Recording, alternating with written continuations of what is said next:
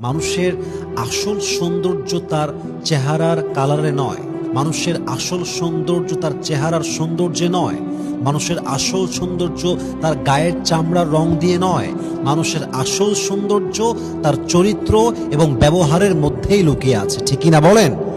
একজন মানুষ দেখতে খুবই হ্যান্ডসাম, খুব সুন্দর কিংবা সুন্দরী, কিন্তু ব্যবহারটা কুকুরের মতো, দেখবেন তাকে কেউ পছন্দ করে না।